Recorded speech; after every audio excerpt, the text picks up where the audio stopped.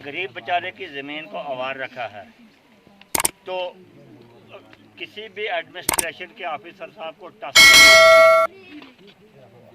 तो हमें कौन सी फैसिलिटीज़ मैसर हुई? अगर इस बैक टू विलेज का कुछ बेनिफिट आवाम को मिलता तो इधर लोगों से भरा हुआ होता, यहाँ से वहाँ तक ऊपर मंदिर के ऊपर भी लोग होते। लेकिन हमें रोकर ये कहना पड़ता है कि सरपंच साहब भी फरियाद करते हैं, जीआरएस साहब भी बहुत मेहनत करते हैं, मेंबर हजरात भी बहुत मेहनत करते हैं, लेकिन एडमिनिस्ट्रेशन किसी भी बात पे हमारी पे गौर करने के लिए तैयार ही नहीं है। डोडा की एडमिनिस्ट्रेशन फेल है। रही बात बिजली की, ये इलाका तमाम ये बर्थ ए है और ये बर्थ बी है।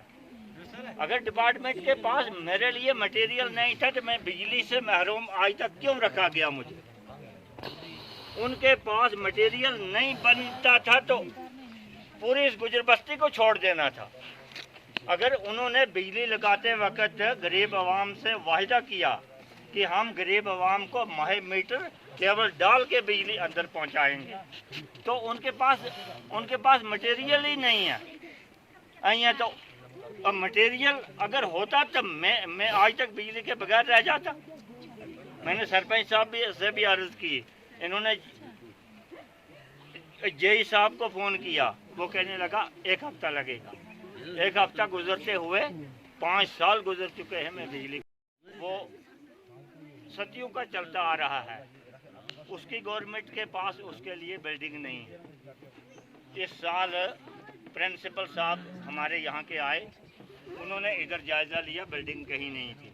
हमारे बच्चे बारिश में भी बाहर पढ़ते हैं, धूप में भी बाहर पढ़ते हैं।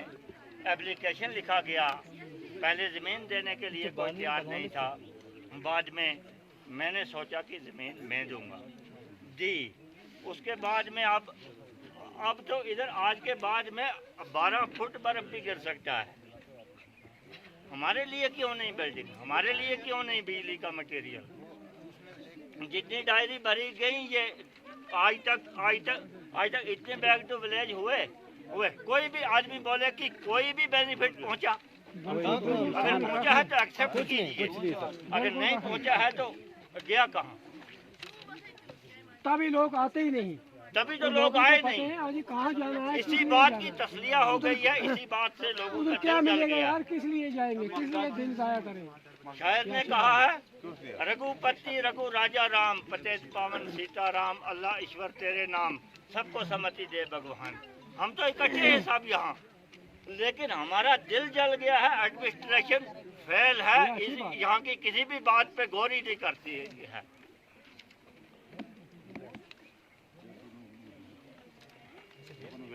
मैं सुन रहा हूँ आपकी बात सर, लेकिन आपने अगर हमारा पॉइंट ये डायरी पे नोट करना है, लेकिन ये हमारे साथ वादा करना है कि हमें इसका बेनिफिट ऐसे किस लिए?